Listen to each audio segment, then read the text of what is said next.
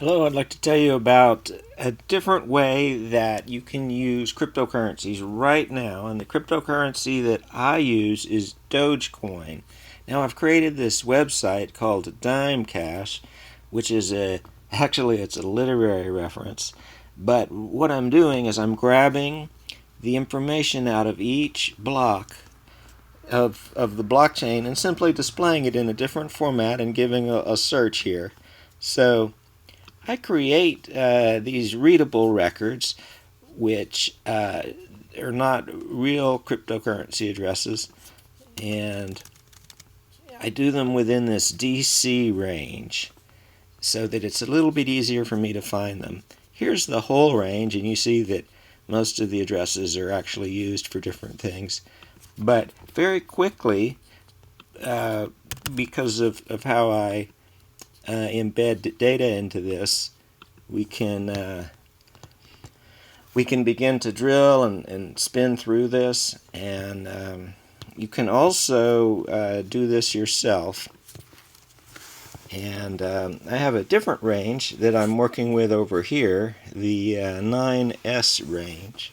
So I'm going to send 9S Superman, let's see, or whatever. You can let's do this instead. Now you'll notice that my O it has to be small. That's because this is base 58 number system which Satoshi Nakamoto came up with, and it has just certain restrictions. So what I'm doing here is I'm simply using this third-party site to get a QR code, and while that's going, I can get my phone ready. There's a number of different ways that I can do this, but basically I'm just sending money in. Okay, so here's 9S Superwoman with some little Z's behind it, and that's a lot of stuff that I'll be able to search. I have my phone up with my Dogecoin client. I've got a little bit of money in there, and then what I'm going to do is I will send prime numbers, as many as I can, and that is sent. And so as I talk, we should see that start to show up. And there's lots of different ways to use this. For example, this is some embedded data. These are IP addresses that are embedded right into these unspendable accounts. These are Satoshi codes. The Satoshi codes can move between spendable and unspendable accounts. This 39692 is a reference to myself. This is a use of the date, which I see other people actually do. And one of the interesting things about this is I can find references to people other than myself. So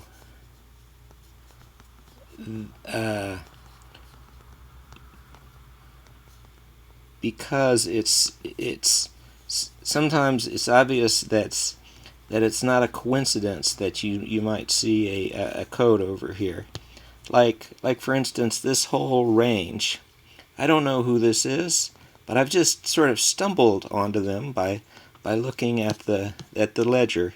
Now you see they have 2019, which I believe is the year, and then they have 1, 2, 3, 4, 5. So those might be dates. 1, 2, 3, 4, 5. Yeah. So this is a date format that's embedded into Satoshi codes in transactions that this person is using. So these systems are interchangeable. It's impossible to own them or even say that it's you're the first to use them.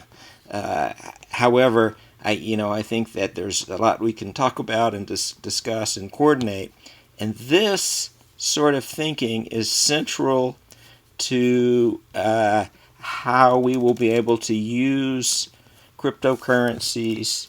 Here is, by the way, the vast liberal conspiracy. This is the cult of the dolphin. There you go, right there. So anyway, we'll be able to use this to communicate, because this is something like this. For example, every time I feed the dogs, I do one of these, right? This code is it's a telephone code for one of the dog's names. The dog that reminded me that they need to be fed this morning is 5574 if you type it in on a telephone. So there's dozens of different codes you can embed into the system. Anyway, thanks. This is what I work on. I am a systems architect, and this is what I do. I bring this all together and then bring the technology in line afterwards. Thanks. So here's the Superwoman transaction I sent before. You see the prime numbers. I didn't search for them, but that looks very conspicuous with all those zeros between each digit. And I've created a new transaction, and else is in it. It's on its way. So I don't know that it's in a block yet. It takes a little while for the miners to sort of figure things out, and sometimes it's there he goes, there it is, right there. Okay, so that's the new transaction, and obviously readable. And here's the code that I typed in, and when I say code, this is literally the amount of Dogecoin I spent. It costs less than it's like a third of a penny right there, so it's not a great amount of money. So I hope that helps. Thanks.